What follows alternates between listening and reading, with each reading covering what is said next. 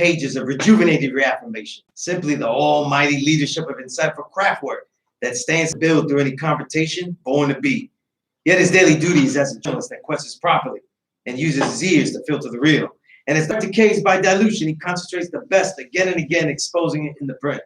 Today's journalist and tomorrow's historian, he listens to share.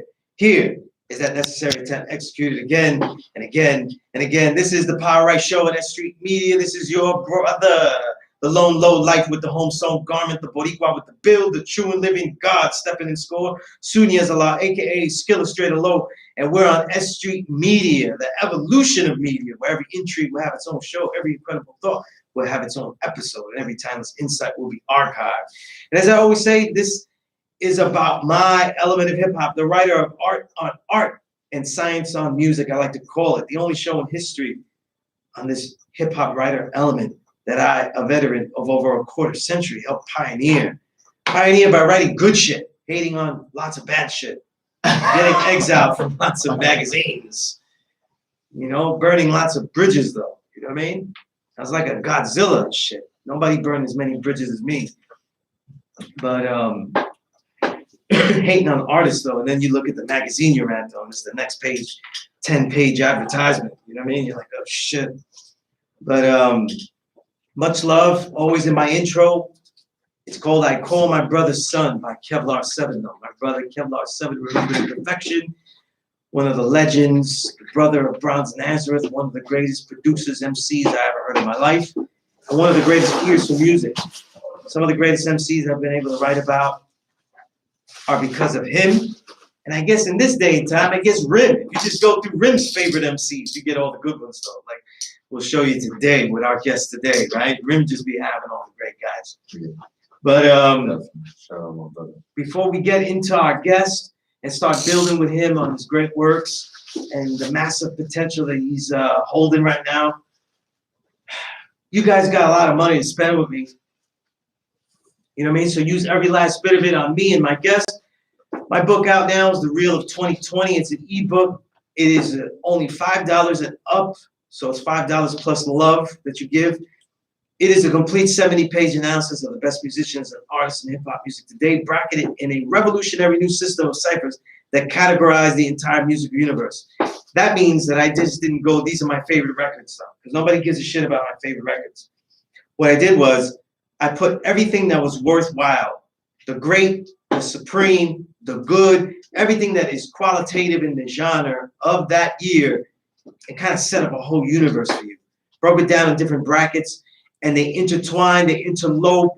Some belong in different brackets, some belong in multiple brackets, and it gives you an idea of what this whole cipher looks in hip-hop of what we're dealing with today, how massive it is, how incredible it is, and how ever-growing it is.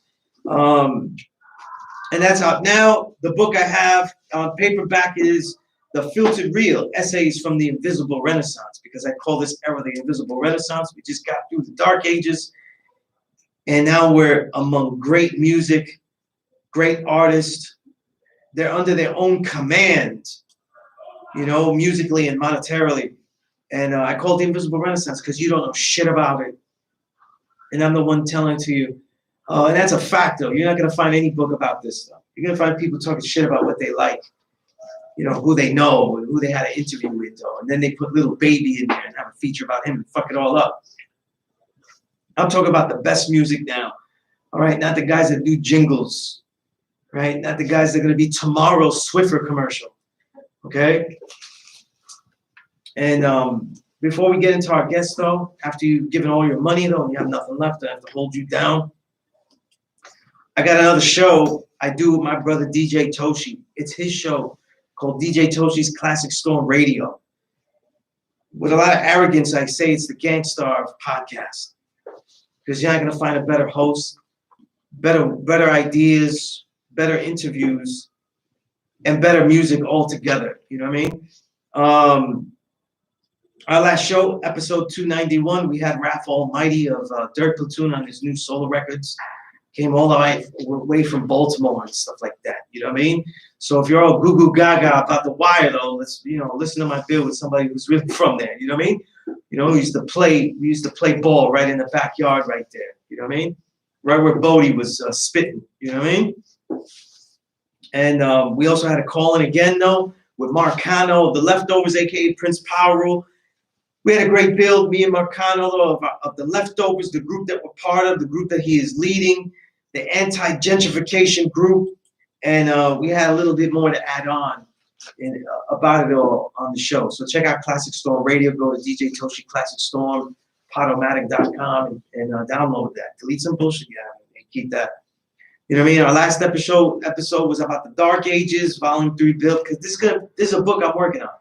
Right? It has over 600 pages, so I got to chop it up, though.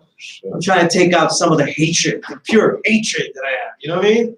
Because it was the Dark Ages for me, too. You know what I mean? But really give you some insights on the music and everything and how it leads up to today. You know what I mean? Because everybody, I hate when people hear bad music that they supported bullshit music and they go, oh, how did it get like this, though? But you look through their collection and they have all the bullshit from the 2000s that we was telling you, don't buy that. It's going to get worse if you buy that. You know what I mean? They have the first fucking ringtone singles and shit like that, but they're big and mad about the shit now. You know what I mean? Ain't that a bitch? This is what listen, absolutely. But my guest today, I don't see too often, when I like to use the word boom bap, because I like that. KRS-One made that up, though. You don't get to sell that out. You don't get to ruin that. The music with its purity, with a great mix of innovation. You know what I mean? And the thing about this artist that I'm going to build with today is that he doesn't have a lot of work. He hasn't flooded us with 1,000 albums, though, and now he has nothing to talk about. You know what I mean? He's not making commercial records, though, because he made a whole bunch of underground ones. So if you like if you like that real stuff, go back to the old stuff. That's what they say, after they blow up, right? If you like my old stuff, go back to the old stuff. And here, I'm doing the bullshit now. But in such a small catalog, compared to so many people flooding the market, good and bad, I very rarely hear such an elevation of skill level, just increasing by large barometers to me. And I don't think that most listeners will hear it. And that's why I wanted to build with him, because it's a lot of appreciation, a lot of education on this edutainment. You know what I mean? And I got 3 EPs from him. 3, EPs, maybe I call the second one a little album. You know what I mean? He calls it an album, though. You know what I mean? It's not enough for me. I call it an EP.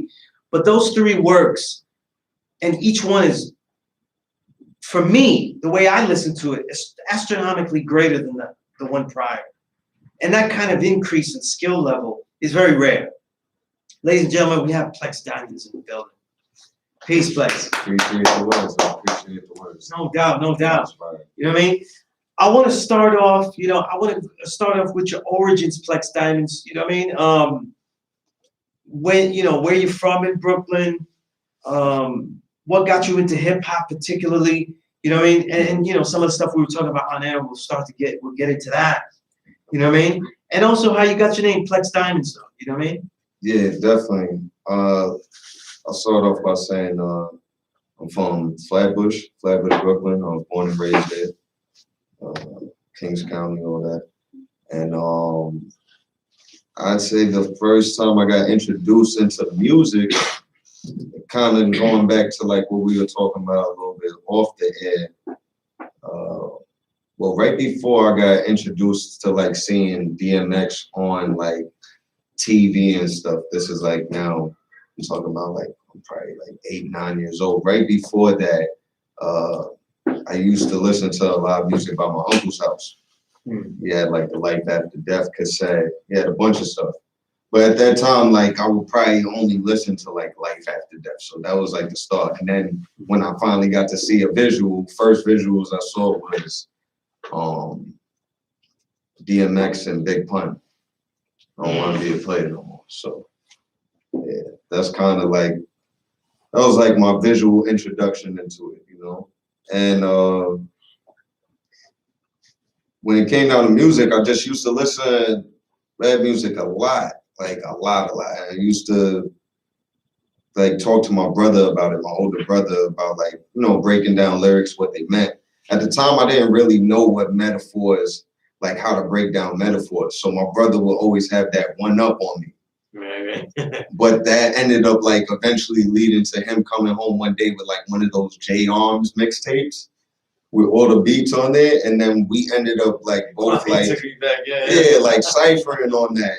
And then like from there, he kind of like pushed me a little bit like, yo, you might have something going on there, you know what I mean? And at the time, I was only like 12 years old. So what is it he said you had, or what is, and if you didn't, what is it you think you had?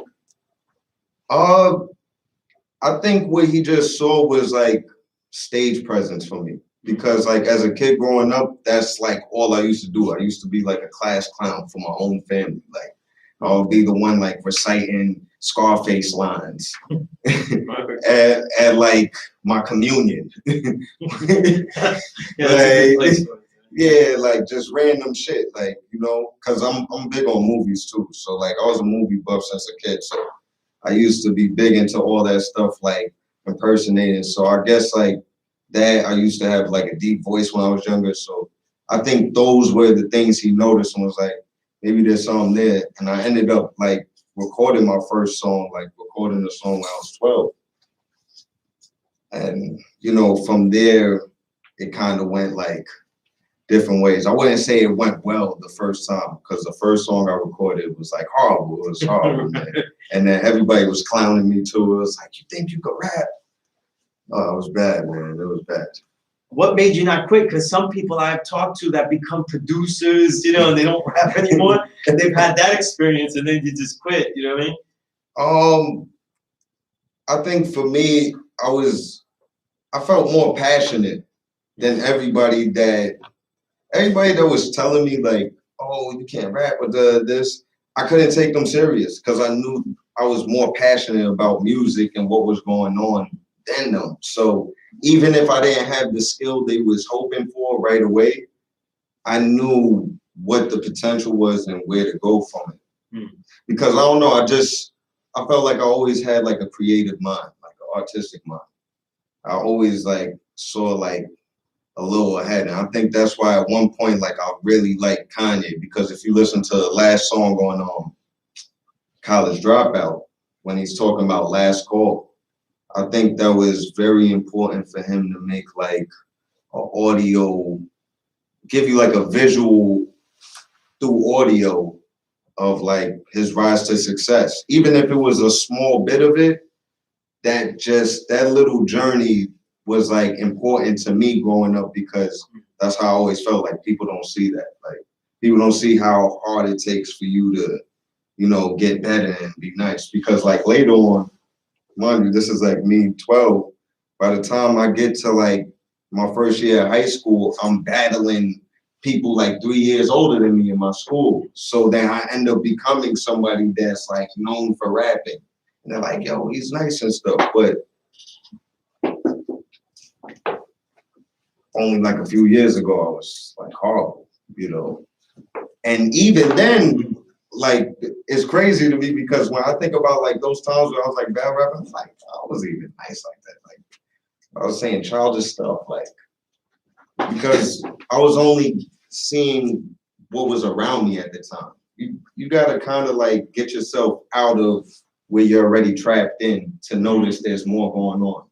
And I was just responding to my surroundings, which made me a little bit better. But where I'm at now, I can see like real growth.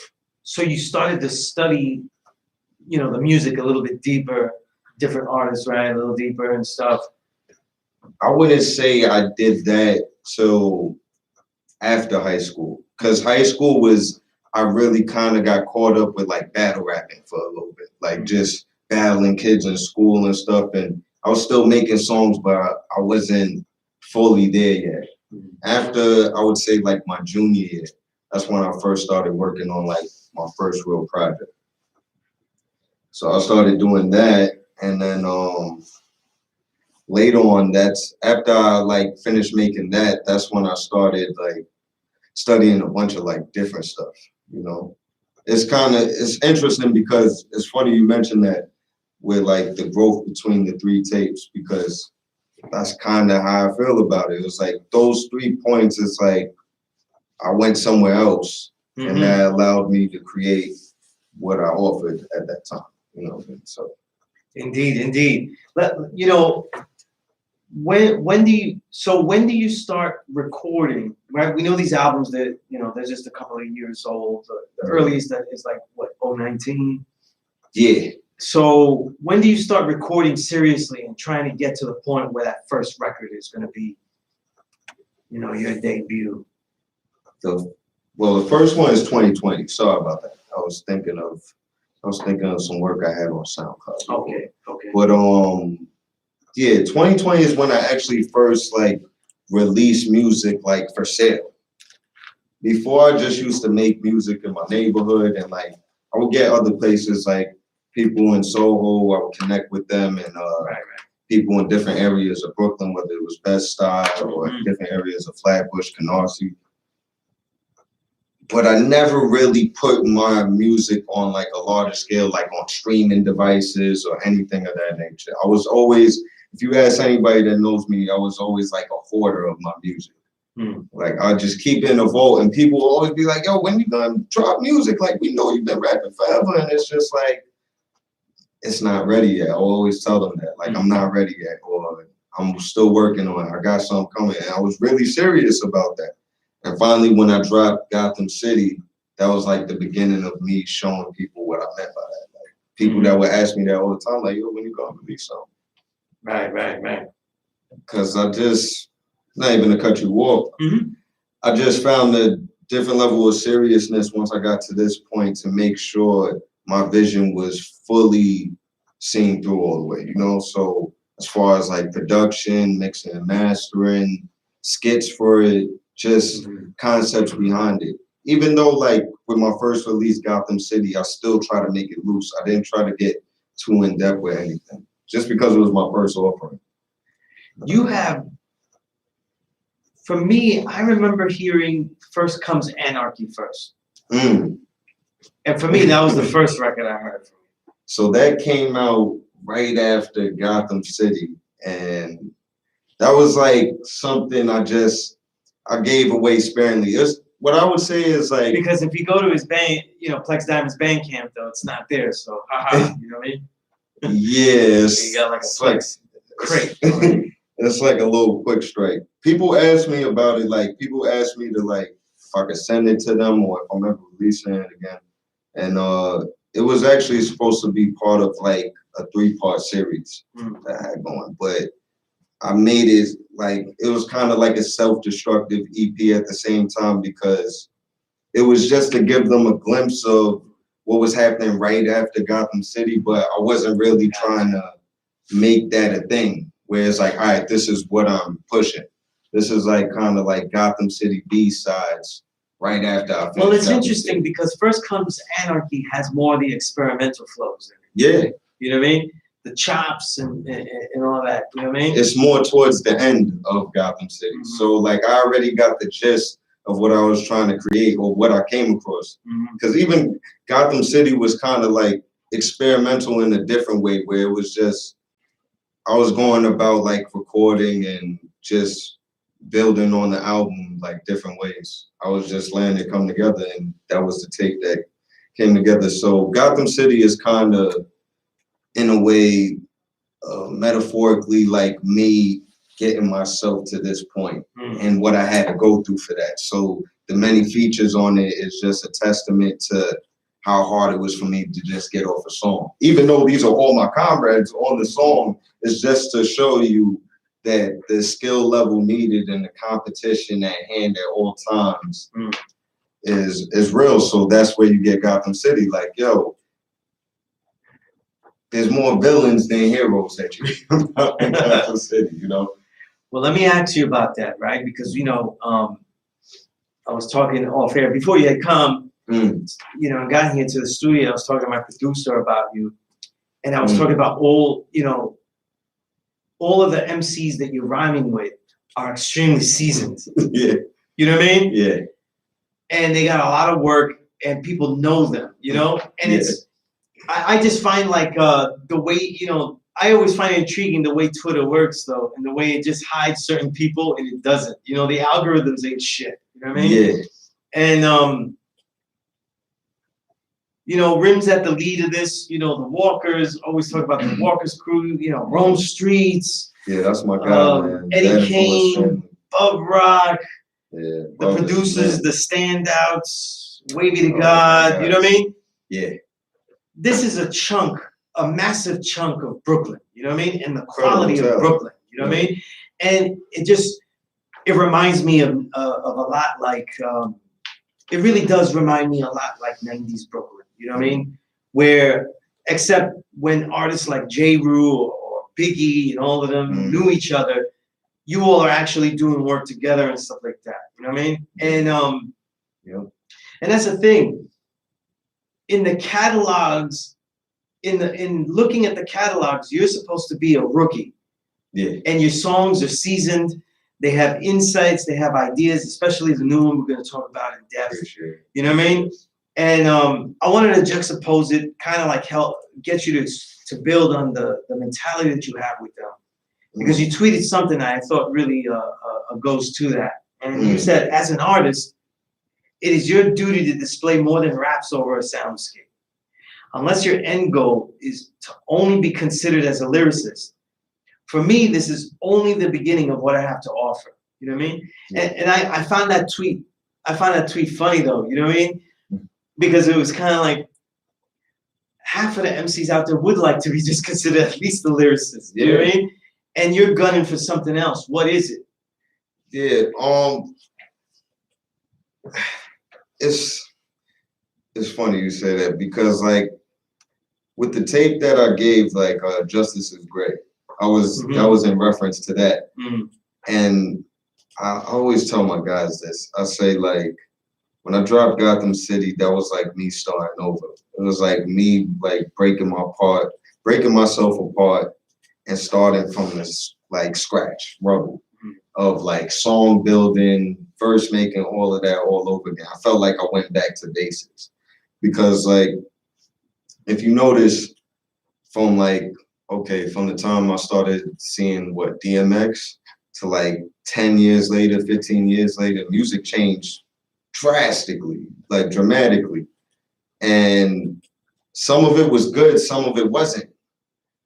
There's a lot of elements that we could take from that could still create good music that represents the golden era of what we love so much, which is hip hop, And I think that me being like a person who grew up in that whole like generation and times changing, I have a good eye and ear for what that could possibly be. I have the perspective to give people good music that will culminate everything you've probably heard or experienced in the past 15 or 20 years. And I feel that's important because I don't want to take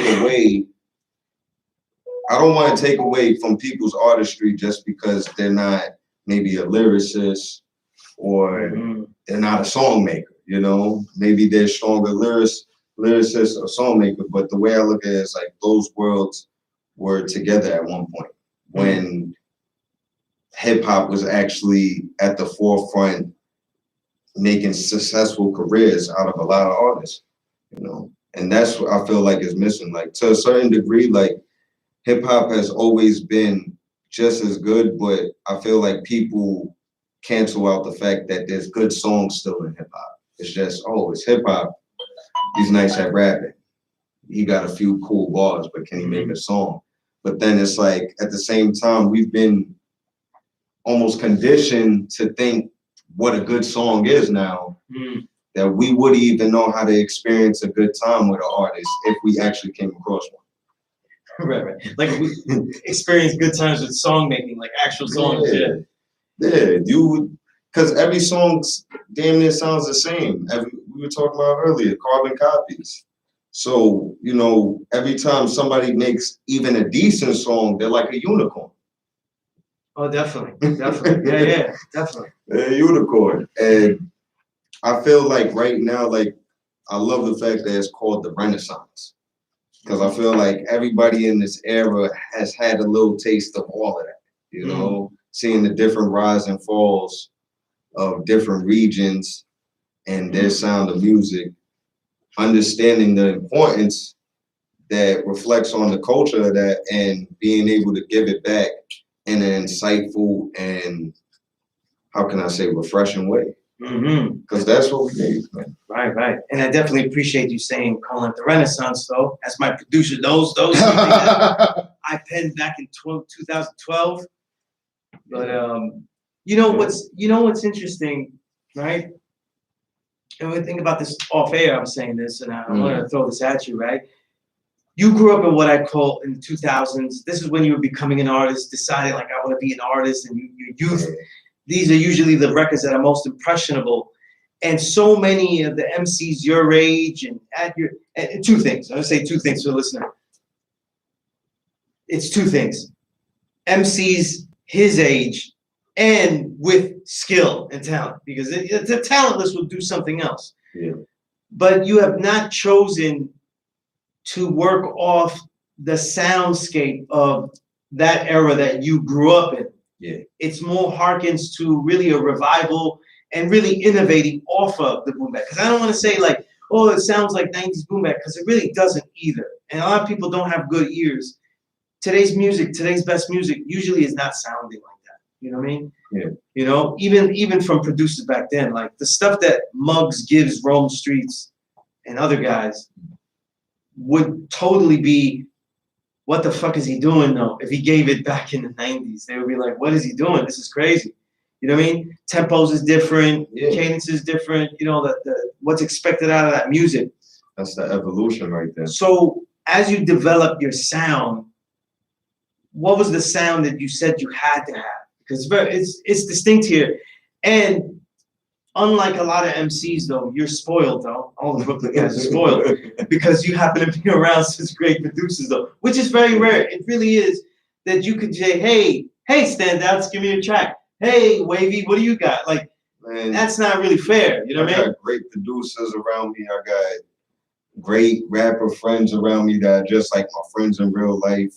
I got people that are involved in like this music industry and like always drop a gem on me. So I'm like very fortunate, very spoiled. And I think Bub said it best.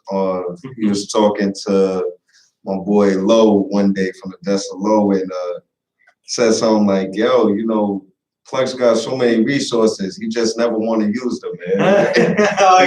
He put you out there like that? I mean, like, you know, I love my crew to death, but they know I'm like the hard-headed one out the bunch, man. And that's just me being young, man. I'm like a mixture of like the young and the old at the same time. Because at the same time, I am 28, turning 29, so 30 is knocking on the door right now. I don't really consider myself like young, but you know, being able to have peers, as fortunate as I am, like it lets me actually realize that I'm still growing, I'm still maturing, you know. You know, and in that sector, you sound so much different than everybody else. You know what I mean? No one sounds obviously like Rim. Yeah. Bub Rock and Eddie Kane sound totally different just because they're two tall black brothers from Brooklyn. They don't sound the same. Well, you know Bub is from Long Island. Bub is from Long Island. Right. Bub and Spoda is from Long Island. You know, can't forget Spoda. That's my guy. Spoda, that's right. Yeah, that's my guy. Yeah, that's another animal. And you know, he's an example too, because every next record, right now, all of you are entering a prime. It's like every next record is better. Yeah. You know what I mean? I like every current record of Spoda is my favorite. The last Bub Rock is my favorite. The last Kane with Wavy is my favorite. You know what I mean? And it's really the best one if we was getting technical. You know what I mean? And I think that's the outlook, like, you know, just putting your best foot forward and always trying to outdo what you did last time. It's only supposed to go up from here. You know, you got to have forward thinking. And it's not like I planned it that way, but I always intend to get better. And once I find that groove, I come into that, like, I see that come into fruition. Well, this is something that I'm going to have to start asking them when they come back for more interviews and get my first with Bub. But and of course bother him about it. Are you guys gonna make like a collective album of some sort? We got a lot of Because when you collect all the individuals that are associated, you know, even if we call it a loose affiliation, the Walkers of just brotherhood, that's a strong crew. That rivals anything that we've seen come together in this beginning of this decade. Yeah, we definitely a strong collective. You know, we all try to support each other with the plans we got going at the moment, and we work on a lot of music that doesn't reach releases just yet. We've been working on a lot of stuff, and I can't make no early announcements, but you could definitely look forward to hearing more music from us together. Right, yeah. I'm just throwing it out there to put the pressure, though. Just to put the pressure. You know, give me an exclusive. I can imagine. But you know, in your themes, because you know, for me, Plex, I don't look and go. When I listen to your music, I don't go, oh man, you know, we need more and shit like that, or it's not enough, because I find a lot of concentration. You know what I mean? And me as a writer, I love to write concentrated though. You know, I like to give you that gloop of orange. You know, the orange when you had to get the orange drink and you had to water it down. You know, that gloop. You know what I mean? You know what I'm talking about? Like, you know. And you want the compact. Yeah. You know, and that's how I listen to your works, because there's a lot going on in there. But before we even get in there, I want to talk about the themes you use. You know what I mean? The Batman themes, the Joker themes, and the whole Gotham City, the Gotham City Boys. You know what I mean? Oh yeah. Tell me about all that. Well, like I was saying earlier, with the whole villain thing. So that came about one day where, when I was a kid, like, I'm not even going to lie, when I was a kid, I looked up to Batman. Like, and it's only right. They had like 3 different cartoon shows and like a million movies at the time. At the time, I was like 7 years old, you know? So I had more than enough to do with VCRs and all that stuff at the time. It's ridiculous. You know, Dragon Ball Z and all that crazy stuff at the time. But what led me to even thinking about like Batman and Gotham City and things of that nature is one day I always talk to my friend about the Dark Knight movie. And we always have this conversation about like Joker and like his ideologies. So one day, like it came across to me that I'm not really Batman. I more understand what Joker is saying more than Batman at times. Sometimes Batman plays the role of the government and the oppressor without us even noticing it right on screen for us to see. And the Joker will be talking from the stance of a civilian, somebody that's going through poverty or going through the struggles of the system and the corruption behind that, and just actually having a chance for freedom of speech. So then once that plot kind of opened up, that's where like I felt even more connected to that, where it was like, oh man, like this whole time I was looking at the Joker strange, and this guy might be me all along, you know? Not to go sounding too crazy, but then in itself, going further as I started making this tape, because that's when I was just like, I'll tell myself, I'll be like, man, I'm the Dark Prince, man. I'm the Dark Prince. Like, I'll just say that. Like I said to Rome one time, he was like, you sure about that, man? I'm like, I'm super sure. You know? Like, I'm telling you, man, we villains, man. So then after that, like, just building with my guys, I started seeing it that, like, sometimes we're labeled the bad guy, but really we're speaking from the perspective that everybody is scared to address. You know what's interesting, right? I'm just going to think, because when I got older, Superman is easily seen as a total sellout, though. I mean, he's carrying the American flag. He's flying for the, like, he's just a total sellout. You know what I mean? Yeah, he does whatever the president tells him to do. You know what I mean? Not to be sounding like a conspiracy. What's interesting is this, right? I have to start aside because you're seeing it a lot deeper. Yeah. What's interesting is that the culture that Batman has made for himself is supposed to challenge. And yet, because he has so much ethics of morality, it actually ends up supporting the status quo. because he won't do certain things. Yeah. He won't take his ethos and bring it to a reality. So you know, it's He'll interesting step you into mentioned that. darkness every night. Mm-hmm. He won't actually reflect the darkness as is, only to intimidate. But it's nothing that he actually wants to personify. And a person like Joker has no problem with that because most people are gonna find a lot of things as taboo and strange and odd. You know, most of the time people hate what they don't understand. Mm-hmm. And I think it was on the First Comes Anarchy. You sampled the Joker. I forget which. I think that's the recent Joker movie, right? Where he was talking about, you know, anarchy itself. You know what I mean? Okay, I think that one might have been on Gotham, and I'm trying to remember which song that is. But I remember exactly what he's talking Yeah, about. because it was really like one of the most insightful quotes from the movie. Yeah, but that actually is what kind of like kicked off me even making it First Comes Anarchy. You know, because I was referring because back then it leads to that conversation. Right.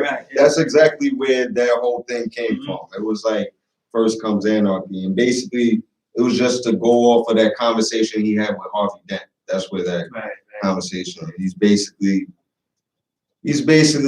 telling Harvey like, yeah, you could still be Gotham's White Knight, or you could face the facts as it is. We live in a corrupted system. How do you want to handle justice? How do you want to see justice served, basically? You know, which is always a tricky subject. You know, people are gonna have their own views on it, but I like to create that conversation. Well, this kind of contradiction in reality, embracing the contradiction, not becoming a hypocrite. You know what I mean?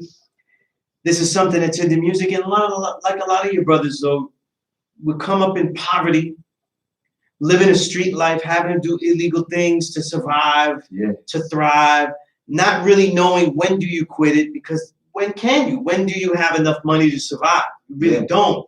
So when do you stop doing crime? You know what I mean? That is the only thing that is paying you. And these are things that actually come into play on a lot of the songs that you have. So it's almost like you're trying to tell us like this is not the way though, but at the same time though, if you're gonna do it though, you gotta be great at it, because then it's gonna be really bad. Like you have all these contradictions playing out in the songs, and they're just really layered. So like one verse, like it seems like sometimes you'll have a chorus that'll say something moralistic, and then in the verses you'll say, listen, but it may not play out that way. So this is what you gotta do. You know, and you constantly do that, and it makes it very intriguing. A lot of songs, especially you know, throughout the Gotham City and throughout definitely Justice is Great, because that's the whole point. Justice is great. Exactly. Yeah, which is they're all like continuations of Gotham City. Like I'm trying to get myself I'm spreading it out further. So I'm trying to get us from like comics to real life, you know, but I had to start with the comics first, just to give the colorful inside of myself, almost in a way, as I could say, like to show more of what I'm thinking on the inside. That's why I gave the artwork the way I did, you know, because a lot of the tales that I'm going to be talking about is dealing on the street. So you're getting realistic views. But at the same time, I still want to show you where my mind is going, because I don't want to just stay here, you know? So like, first song on Gotham City, it's called Dark Prince. And it's actually a tale of me, like, it's like a verse where I'm playing the present and the past almost. So I'm thinking about my past inner dealings and my present inner dealings and how they're similar, but they're not the same, but they feel similar. But it's not even, either one isn't where I wanted to be, because all I wanted to do was make music at the end of the day, which leads me into Gotham City. And then now that's where you see my guy Ace, you know what I mean? He's on a couple tracks, then you running the pub, you running and then the sequencing is crucial, because then you're like adding the members, join the commission. Yeah.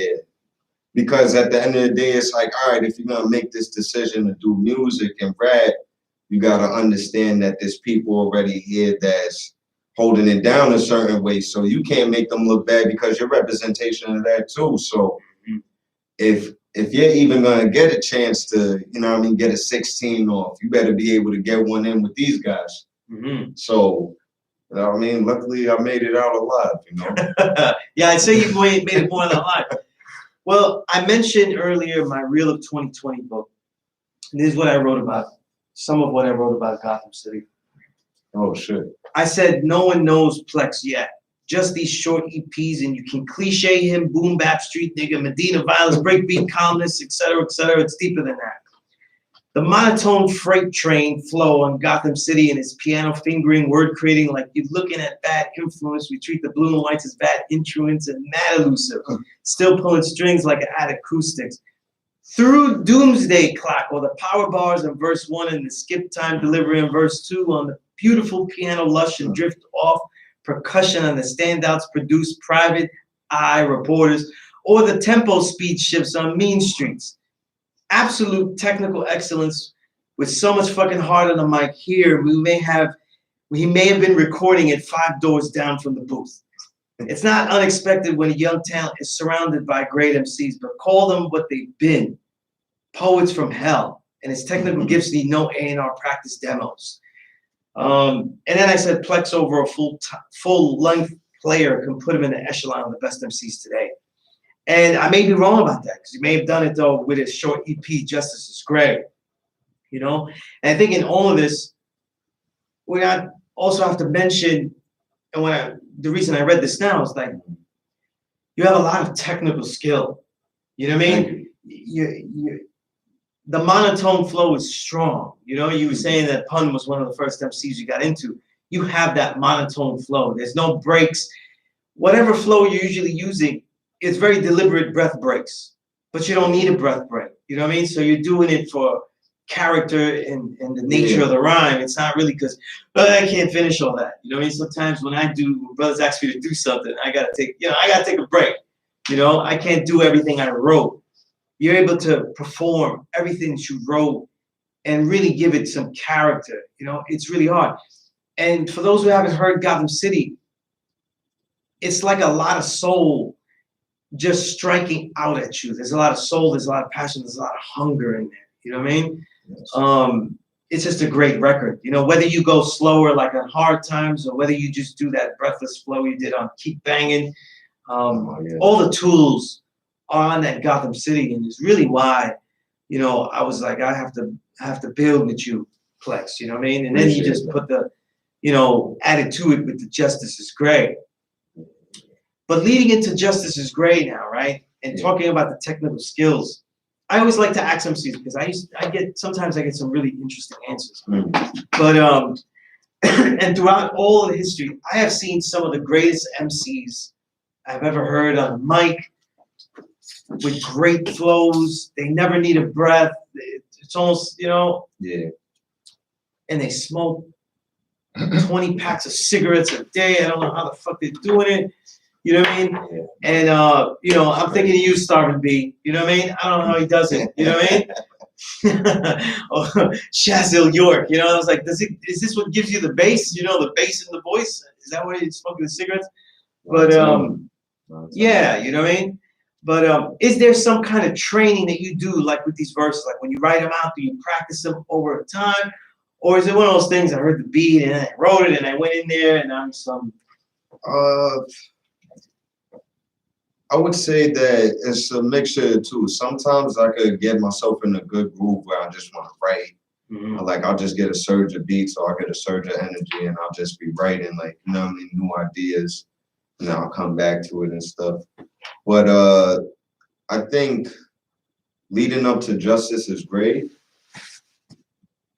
I was really focused on where I was when I started making Gotham City, and understanding that and starting to like picture where I want to be next. So Justice is Gray is like basically a precursor to where I want to take my music in a way, you know, in a small sense though, you know, because you're not really getting the full picture, but I'm giving little hints of it without spoiling too much of the plot. You know what's interesting though, and I think this is why your music is so concentrated and probably comes out less songs and very, very concentrated. Because most people, and like, you know, like, for example, S.STREET is a good example because he's a great lyricist, He's dynamic, phenomenal. right? He's phenomenal. That's my guy right there. Shout out S.STREET. You know, peace to the God. Yeah, for real. Peace. And when he makes his songs, he says, you know, they're just like the vibe, and it doesn't matter what's going on, we're just gonna do it. And you could feel that, right? When he did the song, he doesn't, it feels like jazz albums, like this is what we recorded in this date while we were at the studio. Yeah. There's a lot of continuation of thought and theme when it comes to your work, like what's gonna be in this particular solo work of Plex Diamonds, you know? And I find that intriguing. And I think that's what makes them all play so well together, you know? They, you know, all of these works really play smoothly, whether shuffled or played all in a row. And when you were doing this, like when you decide that way it's gonna go in thought, is that when you start making the songs, or do just some of the songs just happen to work and they might have been done just out of the whim and they fit that project? Well, I'm not gonna lie, like with these 3 projects that I have released, given that First Comes Anarchy isn't up no more, but we'll still acknowledge it for now, you know, for the sake of this interview. Yeah, you know, for the crate diggers and those who's gonna sell it for $500 on eBay, you know? I hope not, man. They ain't got an overcharge like that. It's an honor to be worth that much and value like that, man, but just give it to the people, man. Let them hear good music and let them enjoy it, like having a good time. You can spend that $500 on down payment or rent or something, man. You know, get life together, man. We all trying over here. It's a pandemic. But I would say like all 3 albums kind of were created off of experience. Mm-hmm. And what I mean by experience is not like my skill level or anything. It's just what I was going through at the moment. Mm-hmm. Like I went through a crazy transformative period in my life in the matter of right before I would say the pandemic started to like right now. Like my life did like a complete 180, like, and it's for the good. It's great things, but the things that I was learning, and I just felt like I matured so much. So I wanted to document that through my music. That was the only way I felt like I could get out what I was feeling at the time, you know? And a lot of that came with, you know, reflecting on my past, things that I went through even before I started working on the tape, you know? So that's where you get songs like Dark Prince and things of that nature, you know? And then I think that one thing that added to that too, I would say, is because, which I forgot to mention, before I started working on Gotham City, I had survived a really bad car accident. I had fractured my neck. So I was actually still recording with like a fractured neck. And like when I got out of that neck brace, like, I don't know, it just put me in a different like perspective of life. Well, I'm just so grateful. So if we listen to records, it gave you more breath control. Like loosen that shit up, like you gotta stronger vocal cords off of it. Like you know why? Because I consider the difference I was talking about. I hear an even tighter, more fluid, breathless flow, if you can imagine it, on Justice is Gray. There's a lot of chopped phrasing on Gotham City Rhymes. Yeah. On Justice is Gray, it's neat. There's a lot of complete sentence flows. And the thing is, though, is that what I mean by that, though, for the listener, what I'm trying to say is that you don't just rhyme bar to bar like the ends. The end rhymes and then the end rhymes, you know, baby stuff, you know what I mean? But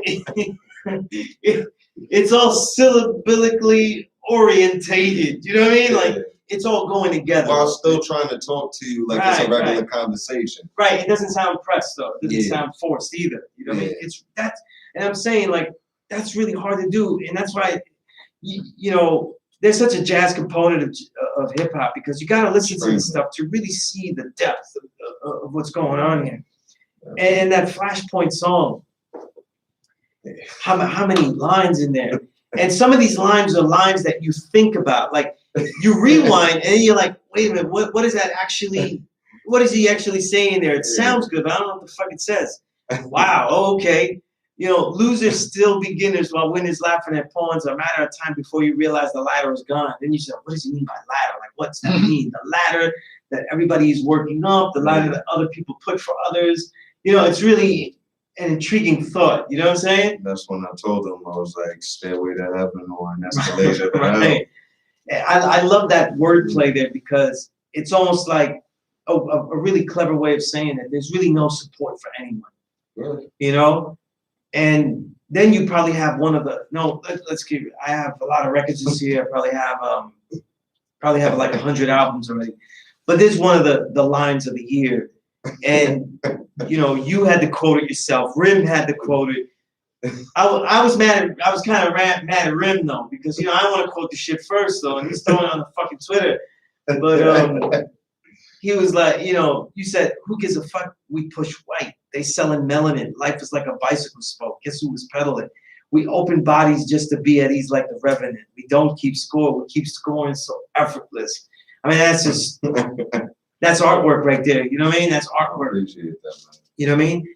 And it's on, that first line, who gives a fuck? We push white. They selling the melanin. Yeah. It's something that I was talking about when, I've been teaching in Harlem at a law school in Mecca for over 20 years, you know what I mean? And I'm the original man, but I'm not from Harlem. And then I'm not African-American, I'm so-called, Puerto Rican.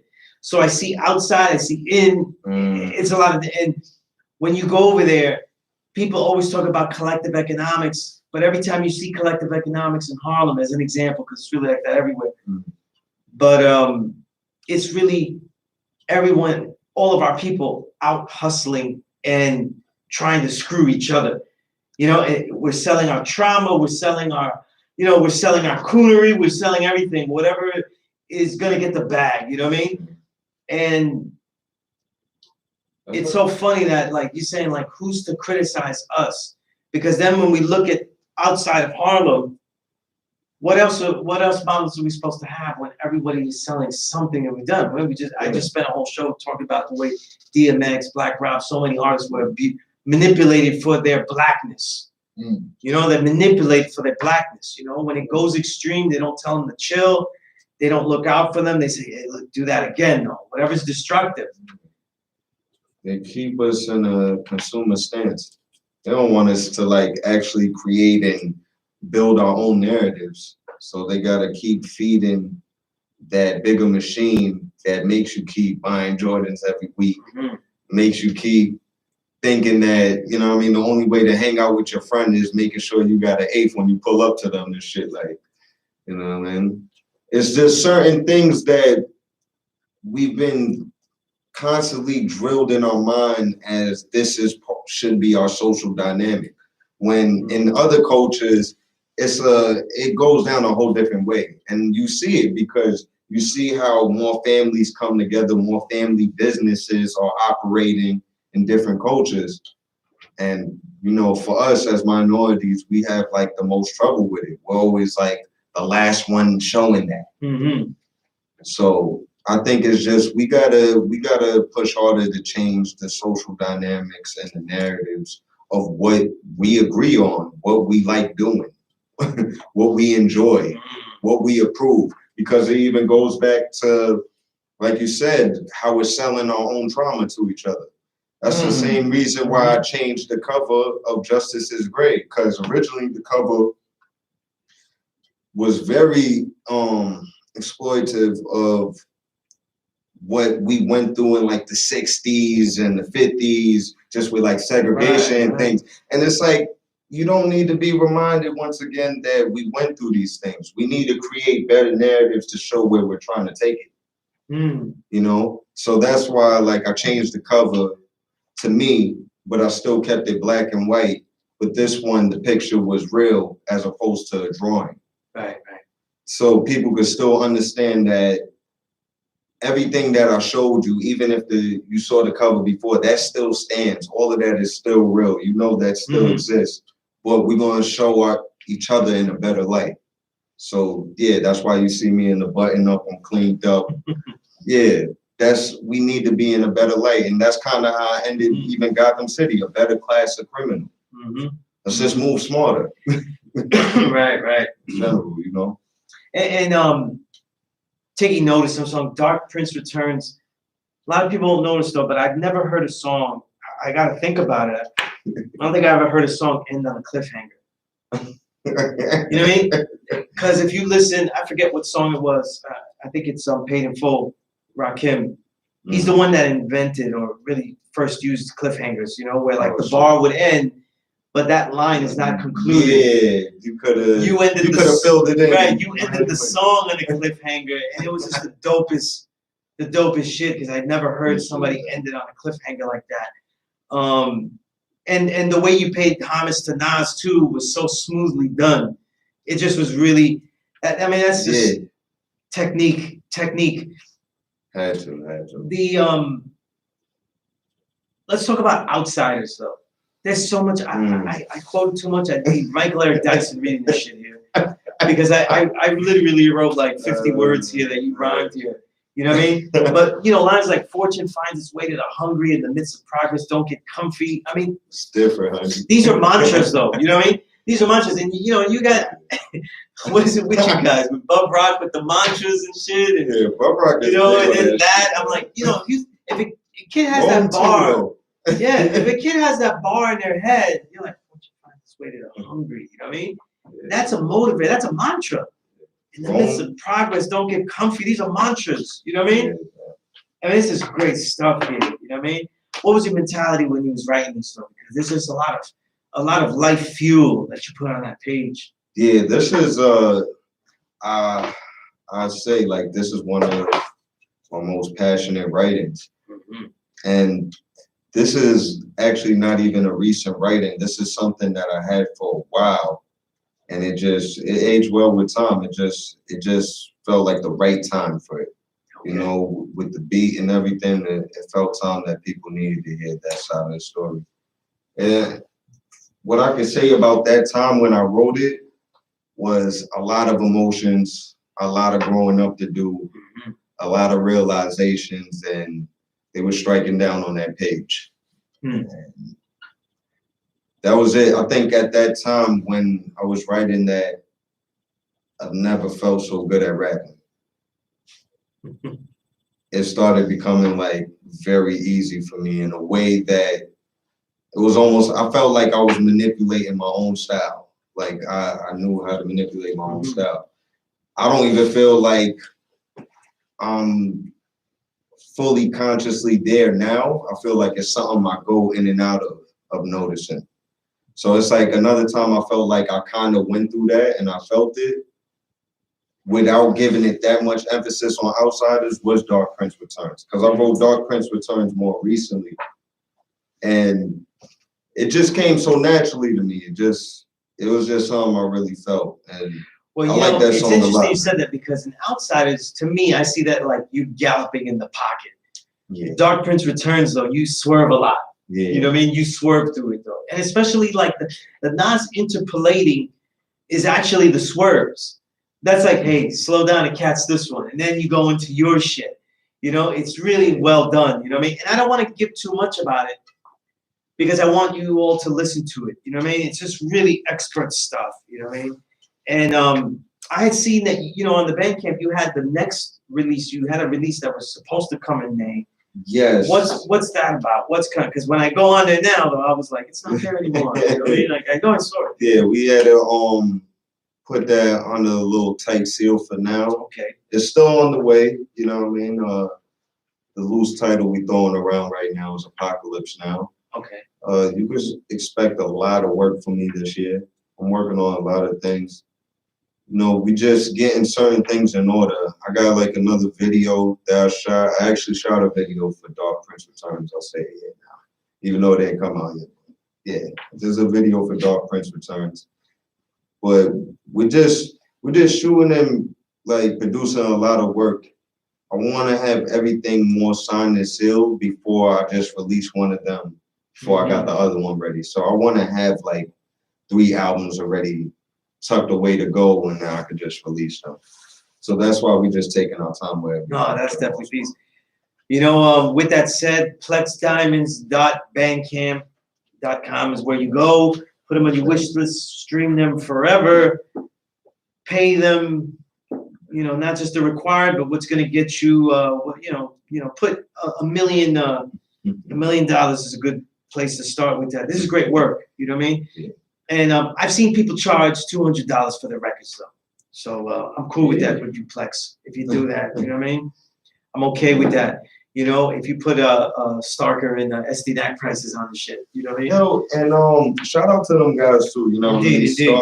Starker, one hell of a talent, you know what I mean? Shout out to him, you know what I mean? That's my guy right there. I was definitely building with him and SDNAC during the high learning shoot.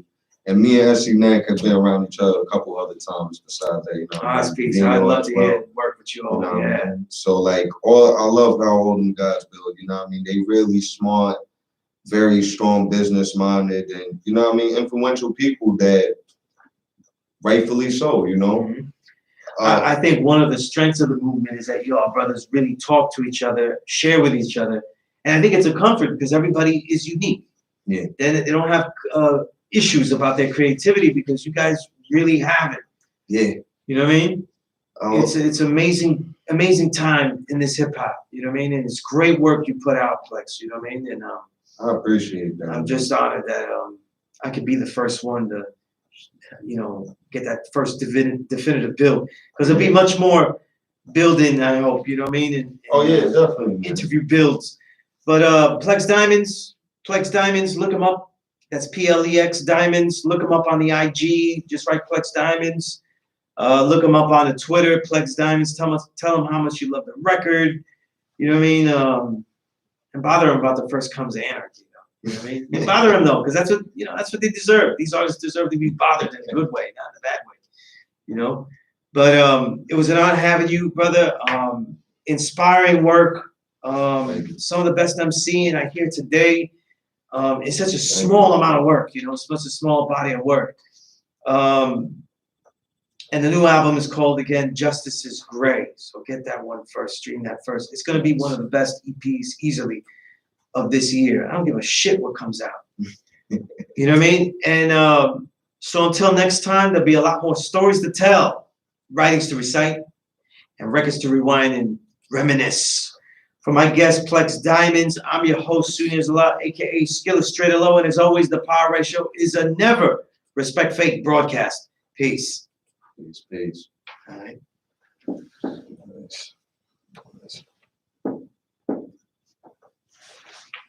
That was dope, man. Yo, I appreciate that, man. No doubt. Yo, yeah, this is great. That's some dope work you did, man. I didn't even know you did that much research, man. I'm honored, man. For real. Hey, that's how we do it over here. Yeah. Not gonna talk shit about your favorite fruit. You know what I mean? No, I'm glad, you know what I mean? People are paying attention. That's why I even wrote that, Right. But that's the whole point. That's the work of a journalist, Yeah. See, if you notice, a lot of the people that blow up doing some type of journalism, it's roasting. They find something whack, but I could diss Drake all day and shit like that and shit. It's just clickbait. It's easy. Clickbait. And today, that's easy to diss pop rap. It's easy to diss, But to me, the work of a music journalist historian is to show an appreciation, to get people to know the depth of what people were doing, though. You know what I mean? And I got a lot of the ethos from jazz, though. Because there's a lot of jazz records I didn't understand. I didn't grow up with jazz. And, to really appreciate it, let's say a Thelonious Monk, that shit sounds crazy if you never heard it, Just playing all crazy. But when you study it, then you're like, oh, this shit's dope. You know what I mean? A lot of this stuff is like that. Your work to me is like that. That's why I was like, it's crazy. That's what people just hear a lot of words. But then when you listen close, you're like, oh man, he's actually, most people can't fit that in that bar. There's no goof ups, there's no nothing, you know what I mean? And I feel like I still had to even as far as